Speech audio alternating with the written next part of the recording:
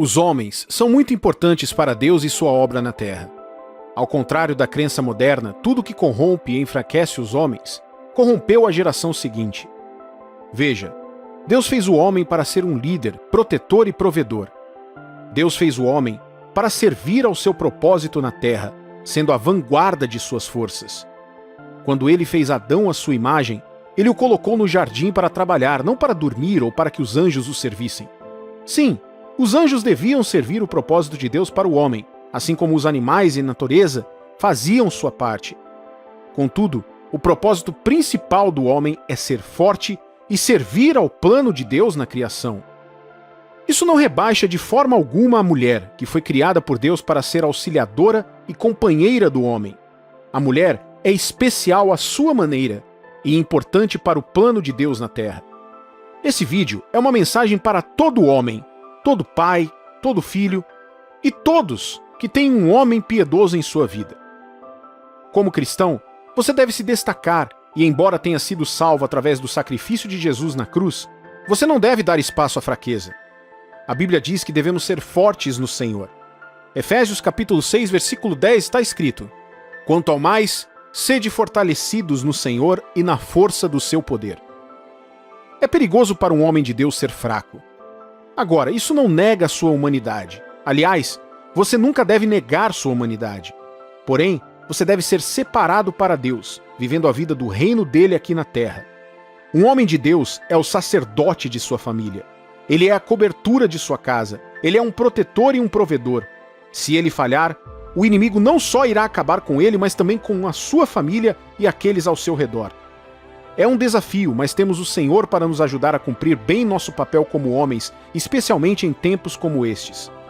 O diabo conhece o poder e o impacto dos homens de Deus, que são fortes e piedosos. É por isso que em cada geração ele tenta impedir que os jovens se tornem as pessoas que Deus deseja que sejam. É por isso que há mais homens usando drogas, cometendo crimes, cumprindo pena na prisão e assim por diante. Se os homens não estiverem ocupando a posição que Deus os colocou para estarem, famílias serão incompletas, mulheres trabalharão 2 vezes mais para criar os filhos e a maioria das crianças ficarão com uma parentalidade incompleta. E veja só, essas crianças seguirão o mesmo caminho, chegando a um ponto que teremos uma geração cheia de pessoas que conhecem os resultados desejados, mas não conseguem produzi-los. Nessa mensagem, compartilharei alguns hábitos que enfraquecem os homens de Deus. É minha oração que Deus use essas palavras para falar com você. É minha oração que você veja isso como um chamado amoroso para o caminho certo de arrependimento e força. Como uma luz em um lugar escuro, essas palavras te guiarão para longe de todas as garras que o mantiverem fraco e para um mundo totalmente novo de possibilidades ilimitadas em Cristo. Os hábitos que enfraquecem os homens de Deus são a preguiça. O livro de Provérbios está repleto de diferentes advertências para pessoas improdutivas, procrastinadoras e preguiçosas. Um exemplo é Provérbios capítulo 6, versículos 6 ao 11. Vai ter com a formiga, ó preguiçoso. Considera os seus caminhos e sê sábio. Não tendo ela chefe, nem oficial, nem comandante, no estio, prepara o seu pão. Na cega, ajunta o seu mantimento. Ó preguiçoso, até quando ficarás deitado? Quando te levantarás do teu sono? Um pouco para dormir, um pouco para toscanejar, um pouco para encruzar os braços em repouso, assim sobrevirá a tua pobreza como um ladrão, e a tua necessidade como um homem armado. A preguiça é uma aversão à atividade. Apesar de a pessoa ter a capacidade de se esforçar, isso significa que uma pessoa preguiçosa tem potencial para agir, mas não quer ou não tem interesse em fazer isso. A Bíblia chama isso de preguiça. É relativa à procrastinação. Esse é um mau hábito que aumenta se você permitir. No entanto, você também pode se libertar disso se realmente quiser. Veja, esse hábito enfraquecerá qualquer homem de Deus. Como? Limitando todo o seu potencial e te mantendo no mesmo nível. Você nunca crescerá, nunca aprenderá, nunca melhorará e nunca irá além de onde está agora. E tudo que não melhora ou cresce, morre. Vivemos em uma época em que a preguiça e a ociosidade são encorajadas. As pessoas se amam demais para se estressarem com qualquer coisa que as tornem melhores. Por mais que a tecnologia tenha sido fornecida para facilitar a vida, os humanos aprenderam maneiras de se destruir, limitando seu potencial. Hoje, você pode passar o dia inteiro assistindo filmes, navegando nas redes sociais ou jogando videogame. Você poderia passar tempo com os amigos sem fazer nada de produtivo o dia todo. Todos esses são hábitos preguiçosos que vão te enfraquecer. Por quê? Porque esses hábitos podem te levar à perda de tempo, ao abandono de tarefas importantes e ao potencial vício, o que pode afetar negativamente a saúde física, mental e espiritual. Além disso, as redes sociais e certos tipos de jogos podem expor as pessoas a conteúdos impróprios que vão contra os princípios de Deus. Lembre-se de que você é aquilo que alimenta sua mente. Lembre-se também de que você é um homem e Deus tem expectativas em relação a você. Não porque Ele queira te levar além dos limites razoáveis, mas porque Ele colocou em você a capacidade de atender a essas expectativas. Você deve abraçar sua identidade como homem, um homem com o propósito de Deus, com muitas vidas que dependem de você dentro e fora de sua casa. Homens de Deus fortes e piedosos são homens bastante ocupados. Eles utilizam bem o seu tempo e colocam seus dons em ação. Sim, eles se divertem, mas tudo é feito de maneira adequada. Eles evitam o que é errado e mal e se afastam rapidamente de qualquer coisa que os tornem ociosos e inativos. Homens fortes buscam sua totalidade em Deus e priorizam o seu chamado. Eles estão comprometidos em descobrir o que Deus os chamou para fazer e em dedicar seu tempo e a si mesmos para isso. O diabo luta contra um homem de Deus porque ele está sempre em movimento e em guarda o tempo todo. Se ele cair, ele se levanta. Ele não se afunda na culpa, na comiseração ou no passado. Ele continua e nunca desiste. Um homem de Deus cuida de si mesmo. Ele dorme e descansa quando deve. Ele exercita sua mente, corpo e espírito todos os dias. Ele não culpa os outros por suas dificuldades, mas chama para si a responsabilidade. Isso é muito importante. Quando outras pessoas cometem erros, não aponte o dedo para elas. Em vez disso, comece olhando para si mesmo para identificar o que deve ser corrigido na sua vida. E só então ajude as pessoas e ore por elas. Como homem de Deus, você deve aprender com os erros e assumir os controles de suas ações. De outra forma, você nunca aprenderá se estiver sempre culpando os outros. Amizades erradas. Outro hábito perigoso que manterá um homem de Deus fraco são as associações ou as amizades erradas, mesmo que isso possa não ser tão óbvio na vida de um homem incrédulo. Olha o que a Bíblia diz em Provérbios, capítulo 27, versículo 17. Como o ferro com o ferro se afia, assim o homem ao seu amigo.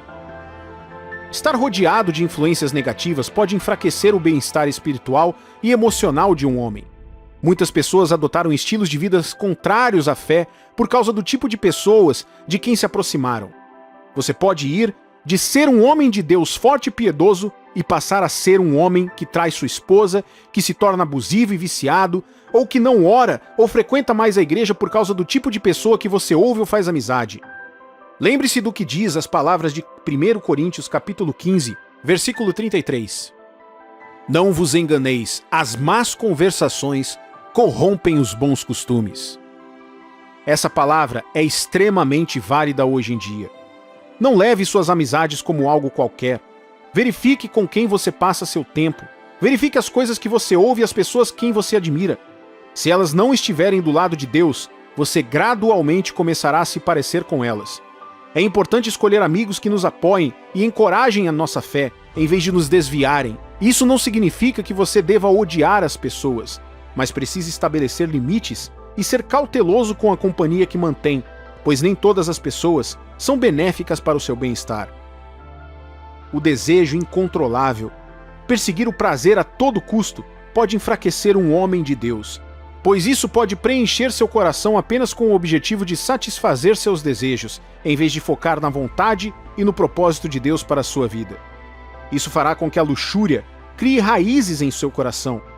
À medida que você começa a priorizar a gratificação imediata em detrimento do bem-estar a longo prazo, o desejo incontrolável pode te levar a comprometer seu crescimento espiritual e seu relacionamento com Deus. Além disso, uma das razões pelas quais o desejo e a busca dos prazeres mundanos sempre manterão os homens fracos é porque isso os levará ao pecado, o que por sua vez levará à culpa, à vergonha e a um maior sono espiritual. A Bíblia diz em Tiago capítulo 1, versículos 14 e 15: Cada um é tentado pela sua própria cobiça, quando esta o atrai e seduz. Então, a cobiça, depois de haver concebido, dá à luz ao pecado, e o pecado, uma vez consumado, gera morte. Certa vez ouvi um servo de Deus dizer: um dos sinais da maturidade é a capacidade de adiar a gratificação. Em nenhum lugar da Bíblia somos encorajados a ouvir nossas emoções ou segui-las. Não podemos tomar decisões com base em nossas emoções, pois muitas vezes elas podem ser instáveis e nos desviar do caminho. Em vez disso, devemos procurar sabedoria e orientação de Deus ao tomar decisões, e devemos permitir que a nossa fé nos guie em vez das nossas emoções e desejos. Expor-se à luxúria ou à pornografia, ou à busca desenfreada pelo sexo, resultará em uma obsessão e a um vício doentio. O perigo dos vícios sexuais é que eles afetam a mente, o corpo e o espírito. Através do sexo, você se torna um com a pessoa com quem está envolvido, tanto no corpo quanto na mente. Quaisquer que sejam os espíritos que atuam na vida dessa pessoa, agora eles têm uma ligação com você. Muitos homens bons não sabem disso, mas enquanto você se envolver em relações sexuais com mulheres com quem não é casado, estará recorrendo ao espírito que elas carregam e perdendo a sua própria força espiritual e unção no processo. A Bíblia alerta contra isso em 1 Coríntios capítulo 6, dos versículos 15 ao 20. Não sabeis que os vossos corpos são membros de Cristo? E eu, porventura, tomaria os membros de Cristo e os faria membros de meretriz? Absolutamente não. Ou não sabeis que o homem que se une à prostituta forma um só corpo com ela? Porque, como se diz, serão os dois uma só carne. Mas aquele que se une ao Senhor é um espírito com ele. Fugi da impureza. Qualquer outro pecado que uma pessoa cometer é fora do corpo, mas aquele que pratica a imoralidade peca contra o próprio corpo. Acaso não sabeis que o vosso corpo é o santuário do Espírito Santo, que está em vós, o qual tendes da parte de Deus, e que não sois de vós mesmos? Porque fostes comprado por preço. Agora, pois, glorificai a Deus no vosso corpo. Devemos estar conscientes dos perigos de buscar mulheres e pornografia, porque por mais fortes, habilidosos e poderosos que sejamos, se não tivermos autocontrole e tivermos uma atitude errada, nos tornaremos fracos. É por isso que devemos nos concentrar em cumprir o nosso propósito e crescer em Cristo, em vez de sermos consumidos pelos desejos mundanos. Se você se sentir preso a alguns desses hábitos, aqui estão algumas coisas que você pode fazer. Ore. Visto que a maioria desses hábitos são alimentados pelas correntes de Satanás e não podem ser quebrados simplesmente pela vontade humana, é necessário compreender que você precisa de ajuda sobrenatural para quebrar essa influência espiritual. Peça ao Senhor para intervir e quebrar a fortaleza desses hábitos sobre a sua vida. Ao entregar esses hábitos a Deus, você dá a Ele espaço para assumir o controle e trazer renovação à sua vida. Procure ajuda. Você nunca encontrará se não admitir primeiro que precisa de ajuda. Há muitos jovens hoje que teriam escapado de muitos problemas se tivessem procurado ajuda nos lugares certos. Existem pessoas que Deus coloca ao seu redor que podem te ajudar a encontrar a liberdade, orando com você, dando bons conselhos e te ajudando na jornada para a sua recuperação. Não se esconda, hábitos ruins prosperam em segredo. Crie uma rotina que te ajude a ficar alerta e responsável. Essa é a sua responsabilidade. Para se libertar de um hábito, você deve substituí-lo por outro. Tente fazer uma rotina que quebre o ciclo ao qual você está acostumado. Peça a Deus para te ajudar. Consiga parceiros de prestação de contas. E então comece a seguir rotinas diferentes daquelas que você está acostumado. Existem muitos hábitos bons e saudáveis que te ajudarão a melhorar sua vida e farão de você o homem que deveria ser. Comprometa-se a encontrar esses hábitos. Você pode não ver mudanças da noite para o dia, mas ainda assim, se comprometa com essas coisas. Com o tempo, esses hábitos se tornarão parte da sua vida até que você não queira mais ter nada a ver com os velhos hábitos que atrapalham a sua força. Muitas vezes ouvimos o ditado: o que vale é a intenção. Embora isso possa algumas vezes ser verdade, nem sempre é o caso. Como nos lembra a escritura de Jeremias, o coração é enganoso e perverso mais do que todas as coisas. Só porque alguém tem boas intenções não significa que suas ações sejam sempre puras e honestas. Dar presentes pode ser uma coisa linda, é uma forma de demonstrar amor, apreço e gratidão. No entanto, quando os presentes são dados com restrições ou por culpa, egoísmo ou controle tóxico, é importante parar e avaliar a situação. Você tem o direito de estabelecer limites e proteger seu bem-estar espiritual. Segundo Samuel, capítulo 22, versículos 3 e 4, o Deus da minha força, em quem confiarei meu escudo e o poder da minha salvação, minha fortaleza e meu refúgio, meu Salvador. Você me salva da violência. Invocarei o Senhor, que é digno de ser louvado. Assim serei salvo dos meus inimigos. Pode ser um desafio dizer não a um presente, especialmente quando ele é dado por alguém de quem você gosta ou durante as festas de fim de ano. Mas é essencial lembrar que você não precisa aceitar nada que o incomode ou que afete seu espírito e o faça pecar. Aceitar um presente que vem de um lugar de dor ou abuso nunca é necessário. Como filho de Deus, você não deve explicações a ninguém, mas pode simplesmente dizer: obrigado pela ideia, mas não posso aceitar este presente. Você também pode aceitar o presente na frente da pessoa que te deu e devolvê-lo, trocá-lo ou doá-lo posteriormente. Lembre-se de que o seu bem-estar espiritual é mais importante do que o seu bem-estar físico. Não há problema em priorizar a si mesmo e estabelecer limites que protejam sua saúde mental. Você é digno de amor, respeito e relacionamentos saudáveis. Portanto, da próxima vez que você se perguntar se deve aceitar um presente, lembre-se disto. Você tem o poder de dizer não. Você tem o direito de proteger seu bem-estar emocional. E o mais importante, você é amado e valorizado independentemente dos presentes que recebe. Veja, nem todo presente é uma bênção, e alguns deles podem até ser enviados pelo próprio diabo. No livro de Tito, capítulo 1, versículo 15, a Bíblia diz: para os puros todas as coisas são puras, mas para aqueles que estão contaminados, incrédulos, nada é puro. Mas tanto a sua mente como a sua consciência estão contaminadas. Você pode pensar que aceitar um presente é apenas educação, mesmo que não pareça certo. Mas a verdade é que aceitar presentes que vêm de um lugar sombrio pode fazer mais mal do que bem. É como adicionar sal a uma ferida profunda e alimentar energeticamente o presenteador com mais controle sobre sua vida. Deixe-me dar um exemplo para ilustrar meu ponto. Ouvi a história de um homem que viajou com amigos e eles conheceram um morador local que lhes deu lembranças. Mas sabiam eles que esses itens faziam parte de uma prática cerimonial de natureza maligna e ocultista. Quando o homem trouxe esses enfeites para sua casa, coisas estranhas começaram a acontecer. Ele, sem saber, abriu uma porta espiritual para o diabo entrar direto em sua casa. Ele se sentiu oprimido e passou por todo tipo de coisas que não vinham do Senhor. Ele havia se tornado espiritualmente vulnerável devido à sua falta de conhecimento e vigilância. Mas com a ajuda do seu pai e pastor, eles descobriram a raiz do problema e agiram para queimar os itens. A moral da história é que precisamos estar atentos aos presentes que aceitamos e à fonte de onde eles vêm.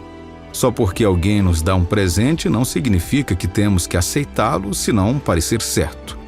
Devemos sempre buscar a orientação do Espírito Santo e discernir a fonte do presente. Precisamos lembrar que temos o poder e a autoridade para dizer não a qualquer coisa que não esteja alinhada com a vontade de Deus para as nossas vidas. Não tenha medo de se defender e mantenha-se protegido de futuras manipulações e toxicidade. Por isso, meus queridos irmãos e irmãs, encorajo vocês a serem vigilantes e criteriosos em todos os aspectos da sua vida, especialmente quando se trata de aceitar presentes. Busque sempre a verdade e confie no Senhor para guiá-lo no caminho certo. Continue abençoando e seja uma bênção para os outros. Meus queridos irmãos e irmãs em Cristo, esta mensagem que tenho para vocês é uma mensagem de cautela, de vigilância, de conscientização. Pare de aceitar todos os presentes das pessoas porque alguns deles são enviados pelo próprio diabo. O diabo pode usar objetos, lembranças ou até filmes de aparência inocente para ter acesso à sua casa, à sua vida e à sua família. Deixe-me compartilhar com você um testemunho poderoso. Um pastor e seu pai estavam em uma viagem missionária a um país estrangeiro. Eles receberam presentes dos moradores locais, incluindo alguns itens estranhos. Eles não se importaram com isso até que tentaram queimá-los. Esses itens não queimavam, não importando quanto combustível acrescentassem. Foi somente através do poder da oração, do sangue de Jesus e do falar da palavra de Deus que esses objetos foram destruídos. Esta história ilustra a importância do conhecimento. A Bíblia nos diz que o povo perece por falta de conhecimento. Não devemos ignorar as táticas, os seus esquemas e os enganos do diabo. Devemos estar vigilantes como um soldado de guarda, atentos a qualquer sinal de perigo. Devemos também estar conscientes do poder de nossas casas. Como cristãos, o nosso lar deve ser um santuário, um lugar santo, onde o nome, a presença e a palavra de Deus estejam sempre presentes. Devemos gravar estes mandamentos em nossos corações e ensiná-los aos nossos filhos. Devemos falar sobre eles quando estamos em casa, quando caminhamos pela estrada, quando nos deitamos e quando nos levantamos. Devemos tomá-los como símbolos em nossas mãos e fixá-los em nossas mentes. Devemos escrevê-las nos batentes das portas de nossas casas e em nossos corações. Então, meu amigo e minha amiga, tome cuidado com o que você aceita dos outros. Esteja atento aos objetos, às lembranças e aos filmes que você leva para casa. Não se deixe enganar pelo disfarce do diabo. Em vez disso, vista toda a armadura de Deus e permaneça firme contra seus ataques. Você é filho de Deus e maior é aquele que está em você do que aquele que está no mundo. Agora, não me interprete mal. Adoro receber presentes como qualquer pessoa, mas tive que aprender a me controlar. É uma sensação ótima saber que alguém pensou em você e quis mostrar o seu amor e apreço. No entanto, nem todos os presentes são criados iguais. Na verdade, alguns deles podem ter sido enviados pelo próprio diabo. As nossas casas devem ser um santuário. Um lugar onde a palavra de Deus é elevada e vivida. Precisamos estar vigilantes sobre as coisas que permitimos entrar em nossas casas, incluindo os presentes que recebemos. Só porque alguém nos dá algo não significa que temos que aceitá-lo. Precisamos ter discernimento e nos perguntar: este presente vem de um sentimento de amor e bondade ou há algo mais por trás dele? Como cristãos, precisamos ser honestos conosco mesmos e avaliar o propósito de cada presente que escolhemos dar ou receber. Não podemos simplesmente aceitar cada presente que surge em nosso caminho sem considerar os motivos por trás dele. Precisamos estar cientes de que, às vezes, os cordões presos a um presente podem ser ainda mais caros do que o presente em si. É por isso que, assim como fechamos e trancamos as portas físicas de nossas casas, precisamos fazer a mesma coisa espiritualmente. Precisamos ser sóbrios, equilibrados e autodisciplinados. Precisamos estar sempre alertas e cautelosos porque o diabo está sempre procurando maneiras de nos enganar. 1 Pedro, capítulo 5, versículo 8, nos lembra que o nosso inimigo, o diabo, ronda como um leão que ruge, com muita fome, procurando alguém para devorar. Então, meu amigo e minha amiga, encorajo você a avaliar cada presente que receber. Não aceite isso cegamente. Olhe para dentro e analise de onde vem. Ele vem de um espaço de amor incondicional ou é uma forma manipuladora e pouco saudável de fazer as pazes? Lembre-se, nem todos os presentes são iguais e cabe a nós discernir quais são verdadeiramente de Deus e quais são enviados pelo inimigo. Lembremos que nosso lar deve ser um lugar de paz, serenidade e alegria. Vamos elevar a palavra de Deus em nossos lares e estar atentos aos dons que permitimos. E estejamos sempre em guarda contra as maquinações do diabo. Espero que esta mensagem tenha inspirado você a ter mais discernimento nos presentes que dá e recebe. É fácil se deixar levar pela emoção de receber presentes, mas precisamos ter cuidado com o que aceitamos. O diabo é astuto e usará todos os meios necessários para se firmar em nossas vidas. Ele sabe que se conseguir que aceitemos presentes que não são de Deus, então ele poderá usar esses presentes como uma forma de nos manipular e controlar. Pense nisso por um momento. Quando alguém lhe dá um presente, será que você automaticamente assume que é de Deus? Você reserva um tempo para orar e buscar a sabedoria de Deus antes de aceitar o presente? Ou você simplesmente aceita porque é um presente e não quer ofender quem o deu? É importante lembrar que nem todo presente vem de Deus. O diabo usará presentes como forma de obter acesso a nossas vidas e o usará para tentar nos enganar. Ele usará isso para tentar nos desviar e fazer com que comprometamos a nossa fé e para tentar enfraquecer a nossa determinação. Precisamos pedir sabedoria e orientação a Deus e estar dispostos a dizer não aos presentes que não vêm dele. Precisamos lembrar que o diabo é um mentiroso e enganador e ele usará todos os meios necessários para ganhar uma posição segura em nossas vidas. Quando se trata de nossas famílias, precisamos estar especialmente vigilantes. O diabo sabe que se conseguir perturbar nossos familiares, poderá perturbar toda a nossa vida. Ele usará todos os meios necessários para dividir e conquistar as nossas famílias. Ele usará presentes como uma forma de tentar obter acesso a nossas casas e os usará para tentar nos manipular e controlar. Mas a Bíblia diz em 1 Coríntios, capítulo 10, versículo 13: Não vos sobreveio nenhuma tentação que não fosse comum ao homem. Deus é fiel e não permitirá que vocês sejam tentados além da sua capacidade. Mas com a tentação ele também fornecerá o escape, para que vocês possam suportá-la. Precisamos permanecer firmes contra as maquinações do diabo e estar dispostos a dizer não aos presentes que não vêm de Deus. Precisamos orar pelas nossas famílias e pedir a Deus que nos proteja dos ataques do diabo. Lembre-se de que nem todo presente vem de Deus. O diabo é astuto e usará os presentes como forma de tentar obter acesso às nossas vidas. Precisamos ter discernimento sobre o que aceitamos e estar dispostos a dizer não aos que não vêm de Deus. Vamos permanecer firmes contra os esquemas do diabo e manter as nossas famílias fortes e intactas. Deus te chamou como seu escolhido através do sacrifício de Jesus Cristo. Ele te elevou e te exaltou em Jesus para reinar nesta vida e na vida futura. No entanto, muitos dos filhos de Deus estão sendo destruídos pouco a pouco pelo diabo através do engano e das distrações desse mundo. Nessa mensagem, compartilharei algumas das maneiras que o diabo usa para destruir os escolhidos de Deus.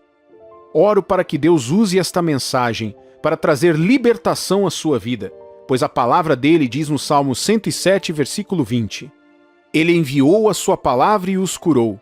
Ele os resgatou da sepultura. A palavra de Deus neste vídeo trará cura e libertação a você, pois seus olhos serão abertos e você receberá a graça para se libertar de tudo que o diabo tem usado secretamente para enfraquecer e te derrotar. Então, quem são os escolhidos de Deus? De maneira simples, o escolhido de Deus é qualquer pessoa que recebeu a salvação de Deus através de Jesus. É qualquer pessoa que aceitou Jesus como Senhor e Salvador, nasceu de novo e tomou a decisão de abandonar o antigo modo de viver. A Bíblia descreve o povo escolhido de Deus em Apocalipse, capítulo 5, versículo 9. E entoavam um novo cântico, dizendo: Digno és de tomar o livro e de abrir-lhes os selos, porque foste morto e com teu sangue compraste para Deus os que procedem de toda tribo, língua, povo e nação. O escolhido de Deus é aquela pessoa que viveu o maior milagre de todos os tempos. O milagre que transforma um pecador em santo, que transforma o inimigo de Deus em cidadão do seu reino. Jesus disse que muitos são chamados, mas poucos são escolhidos. Todos na terra são chamados à salvação. Isso significa que a porta para a salvação está aberta a todos os indivíduos na terra hoje. Não há segregação. Há um lugar para cada alma perdida no reino de Deus. Porém, é triste que muitos não atendam a esse chamado. Muitos não aceitam a Jesus. Somente aqueles que respondem a esse chamado e se voltam para Deus, abandonando seus velhos caminhos, aceitando sua graça salvadora e andando na luz de sua palavra, se fazem seus escolhidos. Enquanto você, um escolhido, estiver na terra e for a luz do mundo, e o abençoado do Senhor, um co-herdeiro de Jesus Cristo, você também será salvo dos ataques de Satanás. O maior inimigo dos escolhidos de Deus é o diabo, e ele tem um desejo: destruir os filhos de Deus. A Bíblia, portanto, nos alerta para não sermos ignorantes sobre isso e estarmos sempre em guarda, porque ele está sempre tentando encontrar uma maneira de entrar e sabotar nossa herança e experiência com Deus. Veja o que diz 1 Pedro, capítulo 5, versículo 8. Sede sóbrios e vigilantes. O diabo, vosso adversário, anda em derredor como leão que ruge, procurando alguém para devorar. Deus está enviando essa mensagem para você hoje para te ajudar a perceber que algumas das coisas que você pode estar vendo em sua vida agora não são apenas fraquezas ou simples pecados normalizados pelo mundo. Além de tudo isso, são ferramentas que funcionam como vírus para te destruir e te desviar do plano de Deus para a sua vida. Uma das maneiras pelas quais o diabo destrói os escolhidos de Deus é através do orgulho. Vivemos em uma das épocas mais orgulhosas da história, se não a mais orgulhosa. As pessoas se orgulham do mal e do pecado. Os cristãos estão constantemente sendo enganados e se entregando ao espírito, e isso está causando a ruína dos santos. Poucos sabem que o diabo está nos destruindo com essas coisas. A Bíblia nos diz que Deus resiste aos orgulhosos, mas dá graça aos humildes. O que significa resistir a alguém? Significa fazer com que alguém seja incapaz de fazer algo ou chegar a algum lugar. Deus ama muito seus filhos, mas quando o Filho de Deus abraça o orgulho, ele assume uma característica do inimigo de Deus, que é o diabo. Essa característica, como uma doença, substitui Deus no coração do cristão, e onde a carne governa, as obras da carne se manifestarão, levando à destruição gradual do indivíduo. A palavra de Deus nos diz que existem 3 elementos principais da carne e do pecado que dão origem a toda a decadência nesse mundo: a concupiscência da carne, a concupiscência dos olhos e a soberba da vida. Ouça, meu amigo e minha amiga, não somos nada sem a ajuda de Deus. Tudo que você tem hoje foi dado por Ele. A vida que você tem não é sua, e um dia você prestará contas dela. Humildade é admitir sua necessidade de Deus. Muitas pessoas não são salvas hoje, não porque nunca tenham ouvido o Evangelho, mas porque são orgulhosas demais para se renderem a Jesus. No seu orgulho estão apegados ao mundo e negligenciam a sua salvação. Temos também o cristão que anda com orgulho. Quando um filho escolhido de Deus anda no orgulho e na arrogância, ele não pode aprender ou ser corrigido. O seu próprio caminho é o melhor. Suas próprias decisões são finais. Nada que alguém diga importa para ele. Ele seleciona quais partes da Bíblia deve obedecer e serve a Deus somente quando conveniente. Ele quer os benefícios da redenção sem as responsabilidades e evita qualquer pessoa e qualquer coisa que possa desafiar suas escolhas de estilo de vida. Ele fica facilmente ofendido quando alguém aponta algo que ele não está acertando e sempre encontra uma maneira de justificar seus erros. Quem está manifestando esses atributos é porque o inimigo plantou orgulho em seu coração e o colocou no caminho da destruição. A Bíblia confirma isso em Provérbios capítulo 16, versículo 18. O orgulho leva a pessoa à destruição, e a vaidade faz cair na desgraça. Deus quer que você confie na habilidade dele em você, mas não confie demais em si mesmo, no seu próprio poder ou na força do seu próprio braço. Veja, o excesso de confiança em si mesmo leva à derrota. A Bíblia diz que pela força ninguém prevalece, e que quem vence, vence não por poder e nem por força, mas pelo Espírito do Senhor. É importante que você não perca a direção divina por ser orgulhoso demais para ouvir e aprender. Não recuse a ajuda de Deus apenas porque não consegue admitir que precisa dele. Às vezes, o orgulho se manifesta como uma falsa humildade. Mas veja, Deus conhece nossos corações. Ele sabe o que você está fazendo e os motivos por trás de suas ações. E isso é a obra do diabo. O orgulho expulsou o diabo do céu e ainda está afastando muitos cristãos do relacionamento com Deus. Peça a Deus para purificar seu coração hoje e remover todo elemento de orgulho de você. Fale para Ele em suas orações que a única coisa da qual você deseja se orgulhar é de Jesus, e ninguém e nada mais. Veja o que está escrito em Jeremias, capítulo 9, versículo 24. Mas o que se gloriar, glorie-se nisto, em me conhecer e saber que eu sou o Senhor e faço misericórdia, juízo e justiça na terra, porque dessas coisas me agrado, diz o Senhor. Outra forma pela qual o diabo destrói os escolhidos de Deus é através de pecados secretos, especialmente desejos desenfreados e pecados sexuais. A maioria dos cristãos evita falar sobre essas questões porque tem medo de se confrontar. Alguns foram enganados ao acreditar que não há saída e que isso é normal, enquanto muitos outros até se acomodam e se aproveitam disso. Mas a Bíblia nos diz que há perdão e libertação para aqueles que abandonam seus maus caminhos e seguem o Senhor. Uma coisa é professar a Cristo, e outra coisa é andar na vida de Cristo. Muitos cristãos professam o que é bom, mas vivem na negação do poder de Deus. Estes ainda estão sob o domínio do pecado. E a Bíblia diz: o pecado não terá domínio sobre você. Por quê? Porque morremos e ressuscitamos em Cristo Jesus. Não somos mais escravos do pecado porque fomos libertos do seu poder através do sacrifício de Jesus na cruz. Veja, Romanos capítulo 6, versículos 6 e 7. Sabendo isto, que foi crucificado com ele o nosso velho homem, para que o corpo do pecado seja destruído, e não sirvamos o pecado como escravos, porquanto quem morreu está justificado do pecado. Deus não quer que você seja um escravo. Essa é toda a ideia do sacrifício de Jesus, nos libertar do poder do diabo. Deixa eu esclarecer isso. É pecado ter relações sexuais com alguém que não é seu marido ou sua esposa.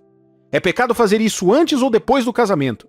O apóstolo Paulo encorajou que se você não é casado e sente fortes impulsos sexuais em relação ao seu parceiro, você deve se casar com ele para não dar espaço à tentação.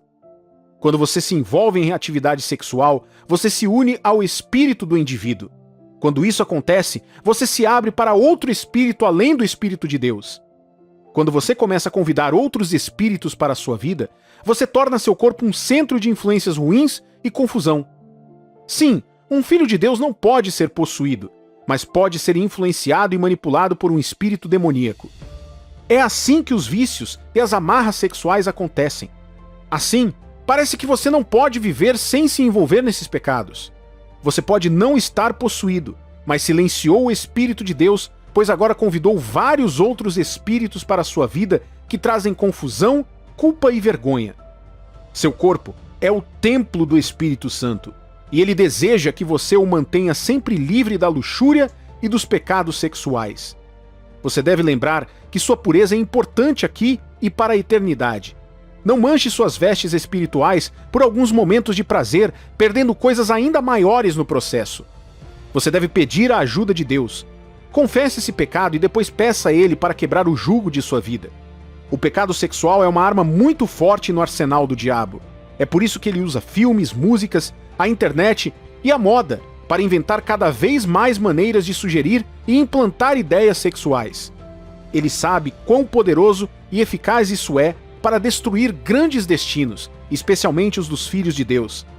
Sabendo disso, a Bíblia nos alerta em Provérbios, capítulo 4, versículo 23.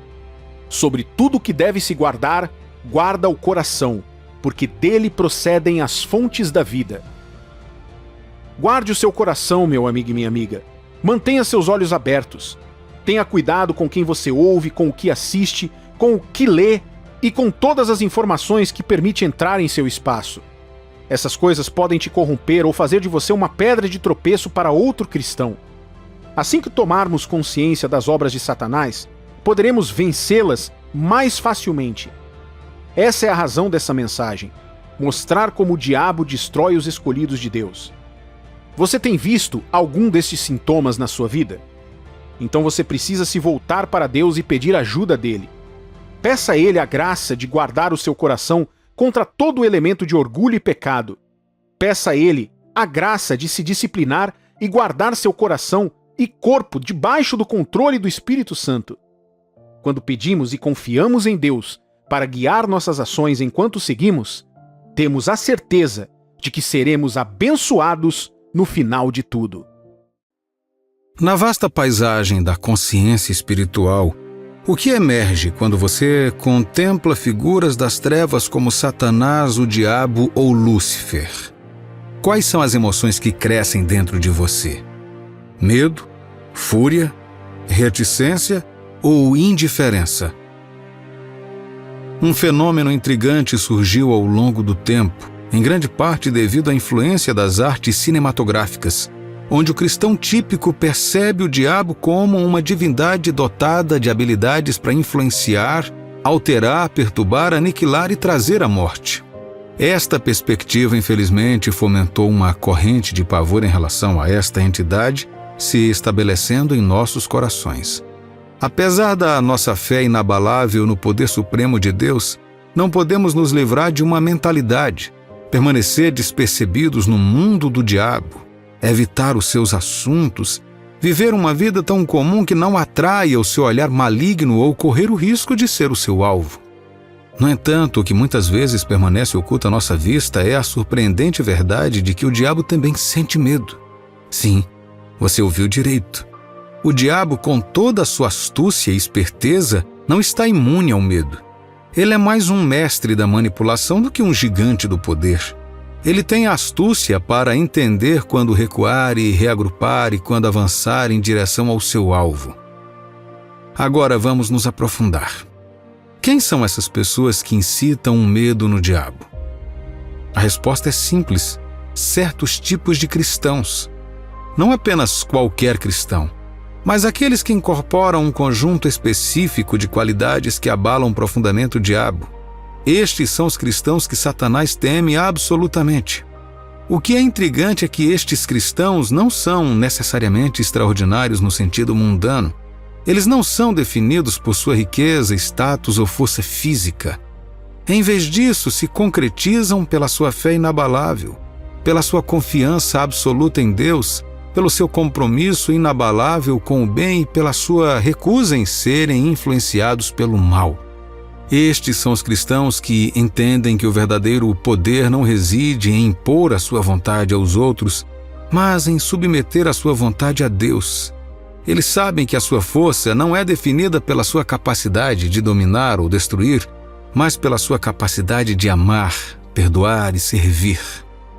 Eles estão cientes de que seu significado não é determinado pelos elogios que acumulam, mas pelas vidas que tocam e transformam. Tais cristãos vivem as suas vidas como testemunhos vivos do amor e da graça de Deus. Eles trilham o caminho da justiça, não por medo do diabo, mas por amor a Deus e ao próximo. Eles brilham com tanta luz que penetram na escuridão, fazendo com que as sombras do mal recuem. Veja, não é o poder do diabo que devemos temer. Pelo contrário, é o poder dentro de nós, dado por Deus, que o diabo teme. Portanto, devemos nos esforçar para nos tornarmos o tipo de cristãos que fazem o diabo tremer, não pela nossa força, mas pela nossa fé, pelo nosso amor e pelo nosso compromisso com a vontade de Deus. E lembre-se, no grande esquema das coisas, não é o diabo quem tem a palavra final. É Deus e aqueles que seguem seu caminho, que finalmente prevalecem. A face de Deus, um imenso poder, a personificação de um Deus invisível, o espelho da divindade que uma vez refletiu em nós, mas foi manchado pelo pecado. Colossenses capítulo 1, versículo de 15 a 18 fala sobre isso. Esta é a imagem do Deus invisível, o primogênito de toda a criação, pois nele foram criadas todas as coisas, nos céus e na terra, as visíveis e as invisíveis, sejam tronos, sejam soberanias, quer principados, quer potestades. Tudo isso foi criado por meio dele e para ele. Ele é antes de todas as coisas. Nele tudo subsiste. Ele é a cabeça do corpo, da igreja. Ele é o princípio, o primogênito de entre os mortos, para em todas as coisas ter a primazia. Esta imagem, este espelho, tem implicações profundas. É a manifestação divina do Pai invisível, uma revelação inegável para toda a criação. O Cristo que encontramos nas Escrituras, este Jesus, é o retrato divino. Suas palavras ecoam Deus. Suas ações são do próprio Pai, pois Ele é o corpo divino. Sua existência precede o próprio tempo, fato aterrorizante para o adversário, o diabo. Seu reinado se estende sobre tudo o que existe, invocando medo em nossos inimigos espirituais. A gravidade dessas verdades é tremenda. O apóstolo Paulo enfatiza que Cristo, como imagem de Deus, existe para iluminar a vontade do Pai, para manifestar as suas obras. O conceito da imagem de Deus é um testemunho da divindade de Jesus. Filipenses capítulo 2, versículo 6 afirma ainda o seguinte: ele tinha a natureza de Deus, mas não tentou ficar igual a Deus. O inimigo, o Deus deste mundo, tenta encobrir a mente dos incrédulos, os escondendo do radiante evangelho de Cristo que faz a imagem de Deus. No entanto, aqueles que verdadeiramente viram Jesus, viram o próprio Pai. Esta é a verdade poderosa que nem mesmo o diabo pode enfrentar. Então lembre-se, como cristãos somos chamados a espelhar Cristo, a refletir a imagem de Deus em nossas vidas, e é isso que Satanás mais teme. Quando nos esforçamos para refletir o amor, o perdão e a justiça de Cristo em nossas vidas, nos tornamos o tipo de cristão que Satanás realmente teme. Sim, fomos manchados pelo pecado, mas através de Cristo podemos restaurar nossa semelhança com o Pai. Nossa jornada é nos esforçarmos continuamente para nos tornarmos mais semelhantes a Jesus, para espelhar sua imagem, seu amor, sua misericórdia e sua justiça. Esta jornada de transformação é a nossa maior arma contra o inimigo. Nesta jornada devemos lembrar de amar como Jesus, perdoar como Jesus e servir como Jesus. Pois quando fazemos, nos tornamos a personificação daquilo que Satanás mais teme. Um cristão que espelha Cristo, um cristão que vive o Evangelho, um cristão que demonstra o amor, a misericórdia e a justiça de Deus.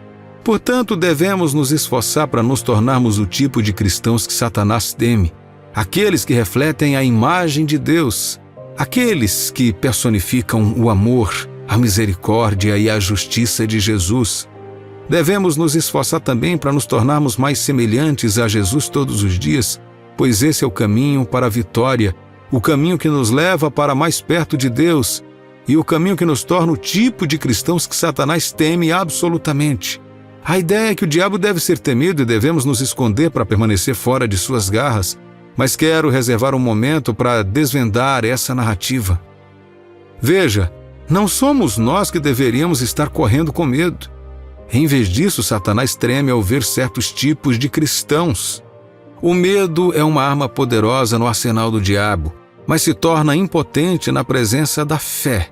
Imagine um cristão que é firme em sua fé, resiliente em sua caminhada com Deus e inflexível em seu compromisso com o amor, a compaixão e a verdade.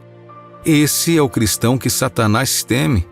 Este cristão não se esconde com medo, mas permanece firme, vestido com a armadura de Deus, pronto para enfrentar qualquer desafio que surja em seu caminho. Ao caminharmos em nossa jornada espiritual, não esqueçamos que o diabo não tem poder sobre nós. Em vez disso, a sua influência diminui quando confrontado por um cristão firmemente alicerçado na fé.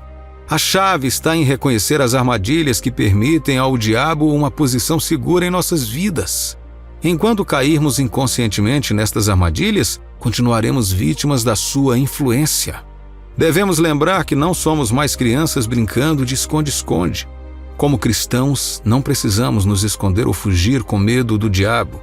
Somos soldados de Cristo, fortalecidos pelo seu amor e graça. Temos o poder de resistir à influência do diabo e fazê-lo fugir de nós. É aí que reside a ironia. O diabo, aquele que temíamos quando crianças, também teme. Ele teme o cristão que permanece firme em sua fé, que ama incondicionalmente, que ilumina sua luz diante das trevas. Este é o cristão que Satanás teme absolutamente. Foi dado o poder de pisar serpentes, escorpiões e de vencer todo o poder do inimigo. Então vamos usar nossa armadura, manter a cabeça erguida e caminhar com fé, sabendo que somos aqueles que o inimigo teme. Veja, há um equívoco comum entre nós de que a luta entre Deus e Satanás é uma batalha longa, uma maratona de poder. No entanto, isso não poderia estar mais longe da verdade. Muitas vezes esquecemos a imensidão do poder de Deus, colocando limitações ao ilimitado. Sim, reconhecemos que Deus é poderoso, mas será que compreendemos verdadeiramente a magnitude do seu poder divino? Vamos pensar sobre isso sob uma luz diferente. Imagine uma balança com o poder de Deus de um lado e o de Satanás do outro. Alguns podem imaginar um equilíbrio próximo, com Satanás em 95% e Deus apenas inclinando a balança para 100%. Esta concepção, embora comum, desmente a verdadeira natureza da onipotência de Deus. Verdade seja dita, não há competição aqui, nem luta ou batalha. A palavra de Deus nos lembra que seria necessário apenas um anjo para amarrar Satanás durante 1 milênio. Se o poder de Satanás não é nem igual ao de um anjo, como ele poderia ser comparado ao Rei dos Reis? Em essência, o diabo é uma mera sombra na luz radiante da glória de Deus. É essencial para nós, como seguidores de Cristo, reconhecemos isso. Somos filhos do Altíssimo e dentro de nós reside uma herança divina de força e graça. O diabo teme esse conhecimento dentro de nós. Ele treme ao pensar num cristão que conhece verdadeiramente a sua linhagem divina e o poder ilimitado do seu Pai Celestial. Pois no final, um cristão plenamente consciente do seu lugar no esquema celestial e do poder do Senhor, a quem serve, é o maior medo de Satanás. Devemos abraçar esta verdade. Vamos despertar para a realidade da nossa herança divina. Vamos deixar o diabo saber que não estamos apenas conscientes do poder infinito de Deus, mas também do nosso lugar como seus filhos amados. Ao fazer isso, nos tornamos os cristãos que Satanás realmente teme. Então hoje, enquanto vivemos nossas vidas, vamos manter esse conhecimento perto de nossos corações. Vamos lembrar que somos filhos de um Deus poderoso, um Deus tão poderoso que não há competição entre Ele e Satanás. Sejamos os cristãos que Satanás absolutamente teme. Continue abençoado e deixe que o amor de Deus continue te guiando. Nos cantos sombrios da minha juventude, o medo velado do escuro me dominava como um vício. A noite era um playground assustador de perigos invisíveis, um palco montado para o de olhos cobertos enredar os incautos. Esses medos, tão implacáveis quanto irracionais, me mantiveram ensaiando pelo abraço reconfortante de uma lâmpada ou fonte de luz, um farol que afastaria a escuridão invasora. A vida seguiu em frente e minha adolescência me encontrou encolhido sob o mesmo manto de terror. Só que desta vez um raio de luz perfurou a escuridão. Foi a iluminação divina do Senhor, um brilho avassalador que queimou o pavor que eu nutria. Fiquei fascinado por sua glória, sua magnificência, e não pude deixar de ensaiar por aprofundar minha conexão com Ele, por me tornar um instrumento de sua vontade. Então embarquei em uma jornada espiritual guiada pela oração e pela intercessão. À medida que cresci na fé, fui levado a orar pelos outros, uma comunhão espiritual acontecendo sob a reconfortante coberta da luz. Mas então chegou o dia em que este santuário foi violado. Então estava orando profundamente, a luz tremeu e morreu, mergulhando na temida escuridão. O pânico tomou conta de mim, o terror familiar crescendo como uma onda monstruosa. Quase pude ouvir a aproximação sussurrante do inimigo invisível, meu chamado para meus pais ficando sem resposta. Mas no momento em que o desespero ameaçava tomar conta de mim, as palavras divinas que eu havia confiado em meu coração surgiram. Porque Deus não nos deu um espírito de medo, mas de poder, de amor e de moderação. Esta escritura, meu escudo espiritual, explodiu de meus lábios, lutando contra o medo que procurava me consumir. Levantando, repeti esse mantra divino, aproveitando sua força. Minha voz, antes trêmula, agora soava com convicção enquanto eu orava na linguagem do Espírito Santo. Não tenho medo. Recuso a sucumbir ao medo. O inimigo não tem poder sobre mim. Essa ação de fé ecoou na escuridão, minha confiança aumentando a cada declaração. Foi como se o espectro do medo tivesse recuado, afastado pela fortaleza da fé que eu havia erguido. Então, como se conhecesse minha voz, a luz voltou. Não é um surpreendente testemunho de fé? Daquela noite tirei lições profundas. Os cristãos que caminham firme na fé, que aproveita o poder do amor e da mente concedido por Deus, é aquele a quem Satanás mais teme. Este tipo de cristão, armado com a palavra, é inflexível diante das trevas e faz o inimigo fugir. Vamos então nos esforçar para sermos cristãos, pois ao fazê-lo, levamos luz aos cantos mais escuros e nos tornamos o farol que Satanás absolutamente teme. E se eu te dissesse que existe um espírito que afeta as pessoas sem que elas percebam? E se eu te dissesse que muitas pessoas vivem sob a influência desse espírito maligno sem saber disso? Este espírito influenciou pessoas no passado e ainda controla muitas nos tempos modernos. Você pode ficar surpreso, mas estou falando do espírito de Jezabel. Jesus advertiu fortemente a igreja sobre esse espírito, alertando os verdadeiros cristãos a serem cautelosos com seus ensinamentos, sedução e comportamento imoral. Em Apocalipse, capítulo 2, versículos 20 a 22, Jesus expressou sua preocupação. Tenho, porém, contra ti o tolerares que essa mulher Jezabel, que a si mesma se declara profetisa, não somente ensine, mas ainda seduza os meus servos a praticarem a prostituição e a comerem coisas sacrificadas aos ídolos. Dei-lhe tempo para que se arrependesse. Ela, todavia, não quer arrepender-se da sua prostituição. Eis que a prostro de cama, bem como em grande tribulação os que com ela adulteram, caso não se arrependam das obras que ela incita. O nome Jezabel se tornou sinônimo do mal, da má influência e do controle. Usá-lo para descrever alguém hoje pode ser considerado um insulto grave, refletindo a percepção negativa associada à figura bíblica. Curiosamente, o nome Jezabel está tão fortemente ligado a essas qualidades negativas que até hoje é raro alguém pôr o nome de sua filha de Jezabel. No vídeo de hoje falarei sobre a rainha Jezabel, que influenciou significativamente seu marido, Acabe, levando à queda da nação de Israel.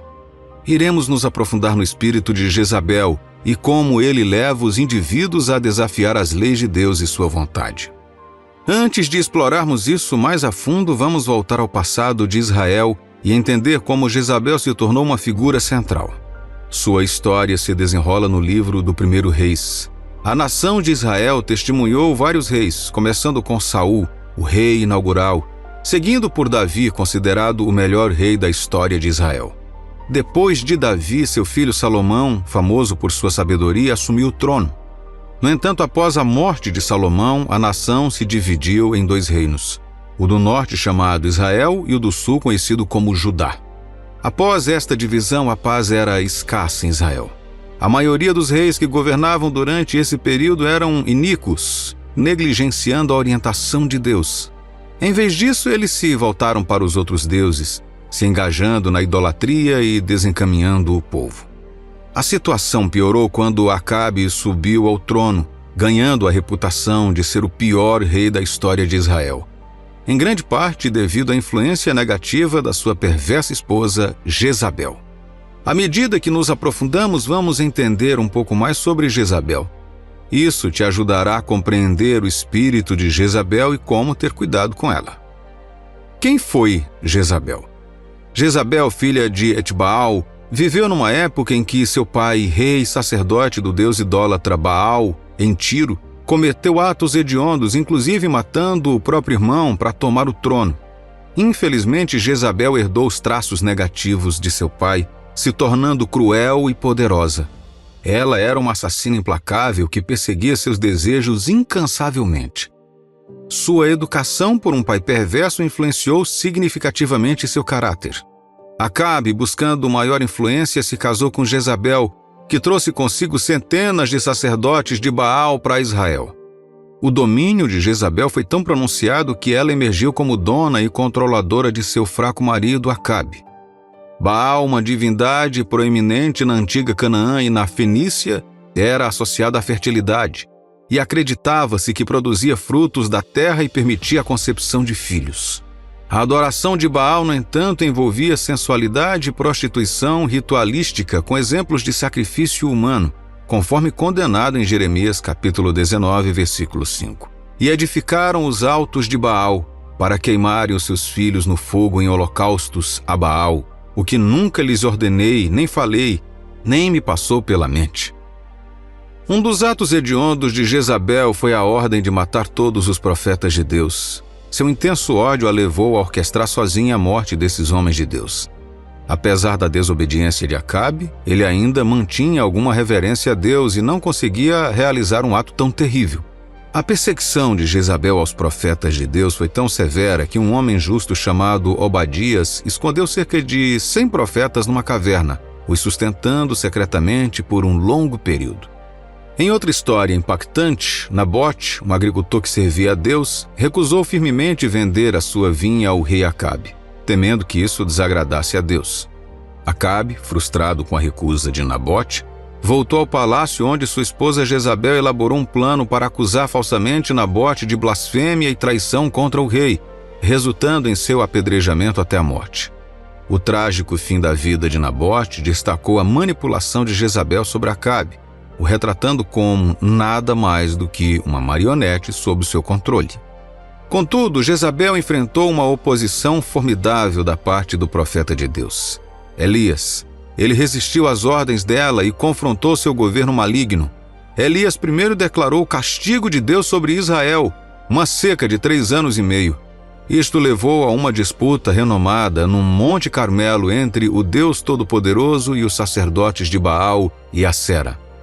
Apesar das fervorosas tentativas dos sacerdotes de acabar com a seca e invocar o fogo através de ferimentos auto-infligidos, a oração de Elias a Deus trouxe uma resposta imediata, consumindo o sacrifício e trazendo chuva abundante para Israel naquele mesmo dia.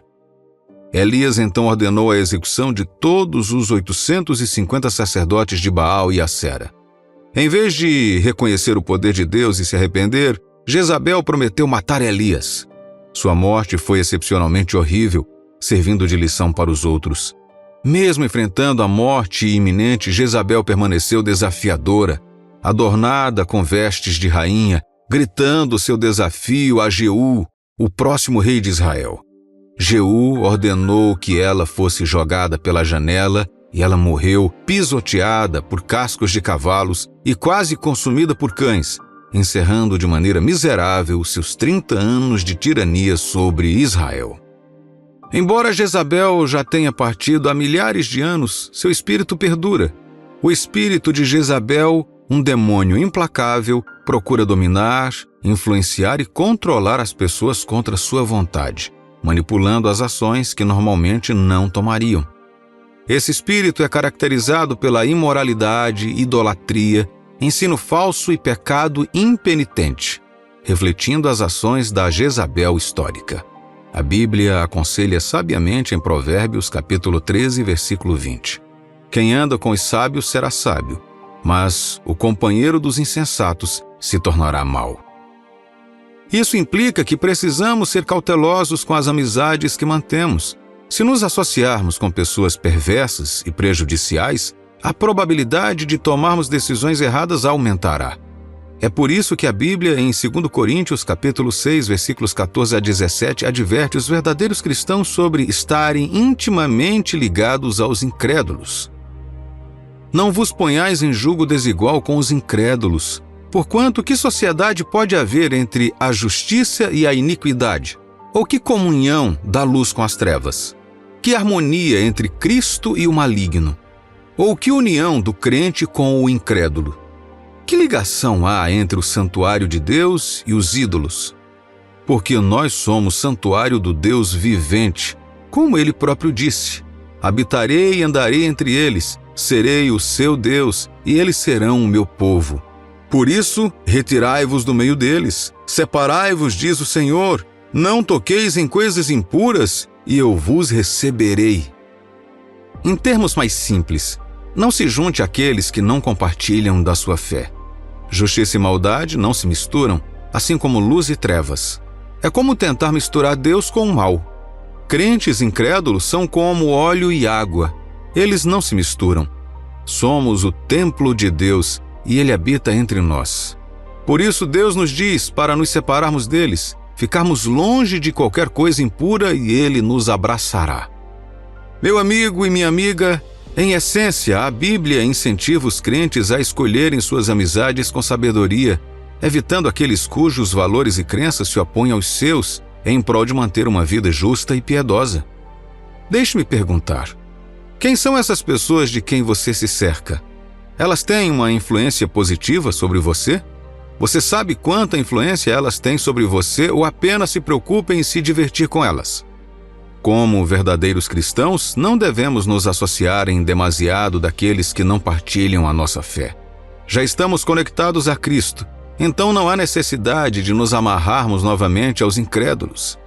Deixe-me perguntar novamente, meu amigo e minha amiga, quem você permite entrar em sua vida? Como cristãos, é crucial estar atento às pessoas que você deixa entrar.